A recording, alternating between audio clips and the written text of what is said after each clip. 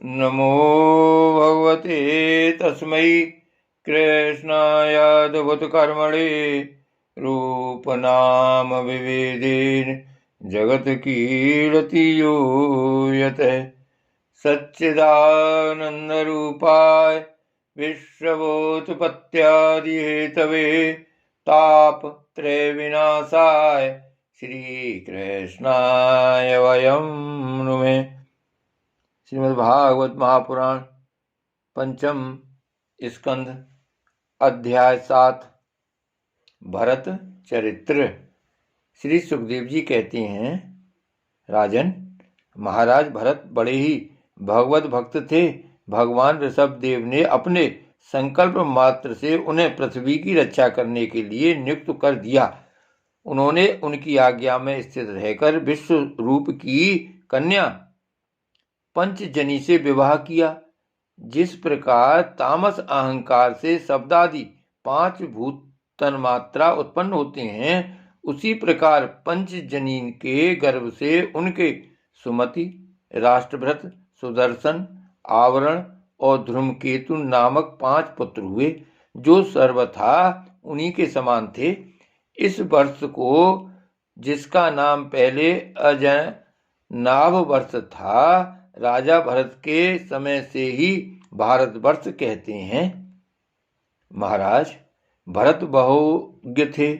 वे अपने अपने कर्मों में लगी हुई प्रजा का अपने बाप दादाओं के समान सुधर्म में स्थित रहते हुए अत्यंत बात्सल भाव से पालन करने लगे।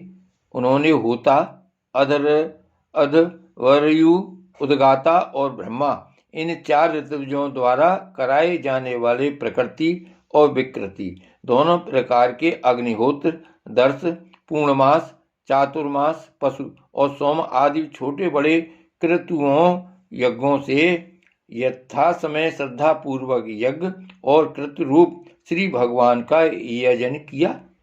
इस प्रकार अंग और क्रियाओं के सहित भिन्न भिन्न यज्ञों के अनुष्ठान के समय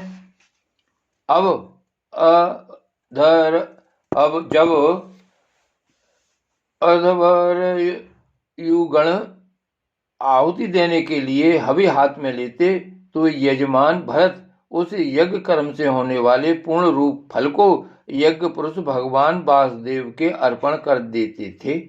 वस्तुतः वे परब्रह्म ही इंद्रादि समस्त देवताओं के प्रकाशक, मंत्रों के वास्तविक प्रतिपाद तथा उन देवताओं के भी नियामक होने से मुख्य कर्ता एवं प्रधान देव हैं। इस प्रकार अपनी भगवद अर्पण बुद्धि रूप कुशलता से हृदय के राग द्वेषादि मलों का मार्जन करते हुए वे सूर्य आदि सभी यज्ञ भोक्ता देवताओं का भगवान के नेत्रादि अवयवों के रूप में चिंतन करते थे। इस तरह कर्म की शुद्धि से उनका अंतःकरण शुद्ध हो गया। तब उन्हें अंतर्यामी रूप से विराजमान हृदयाकाश में ही अभिव्यक्त होने वाले ब्रह्म स्वरूप एवं महापुरुषों के लक्षणों से उपलक्षित भगवान वासुदेव में जो श्री वस्त्र, कौशलतभु, बनमाला, चक्र, शंख और गदा आदि से सुशोभित तथा नारदादि निज जनों के हृदयों में चित्र के समान निश्चल भाव से स्थित रहते हैं, दिन दिन वेग पूर्वक बढ़ने वाली उत्कृष्ट भक्ति प्राप्त हुई।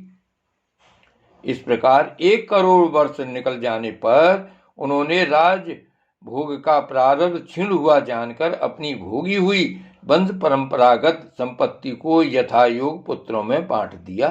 फिर अपने सर्व संपत्ति संपन्न राजमहल से निकलकर वे पुलहाश्रम हरिहर क्षेत्र में चले आए। इस पुलहाश्रम में रहने वाले भक्तों पर भगवान का बड़ा ही वात्सल्य है। वे आज भी उनसे उनके इष्ट रूप में मिलते रहते हैं।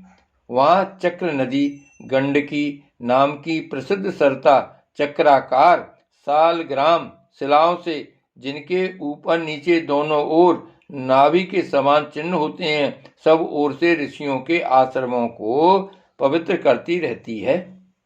इस पुलहाश्रम के उपवन में एकांत स्थान में अकेले ही रहकर वे अनेक प्रकार के पत्र, पुष्प, तुलसी दल, जल और कंदमूल फलादि उपहारों से भगवान की आराधना करने लगे। इससे उनका अंतःकरण समस्त विषयाभिलाषाओं से निवृत्त होकर शांत हो गया और उन्हें परम आनंद प्राप्त हुआ। इस प्रकार जब वे नियम पूर्वक भगवान की परिचर्या करने लगे तब उससे प्रेम का वेग बढ़ता गया, जिससे उनका हृदय द्रवीभूत होकर शांत हो गया। आनंद के प्रबल वेग से शरीर में रोमांच होने लगा तथा उत्कंठा के कारण नेत्रों में प्रेम के आंसू उमड़ आए, जिससे उनकी दृष्टि रुक गई। अंत में जब अपने प्रीतम के अरुण चरणादि बिंदों के ध्यान से भक्ति योग का आविर्भाव हुआ, तब परमानंद से सराबोर हृदय रूप गंभीर सरोवर में बुद्धि के डूब जाने से उन्हें उस नियम पूर्वक की जाने वाली भगवत पूजा का भी स्मरण न रहा। इस प्रकार वे भगवत सेवा के नियमों में ही तत्पर रहते थे।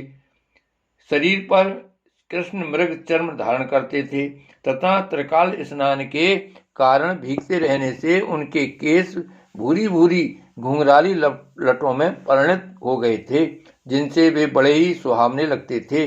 वे उदित हुए सूर्यमंडल में सूर्य संबंधिनी ऋचाओं द्वारा ज्योतिर्मय परम पुरुष भगवान नारायण की आराधना करते और इस प्रकार कहते, भगवान सूर्य का कर्म फलदायक तेज प्रकृति से परे है।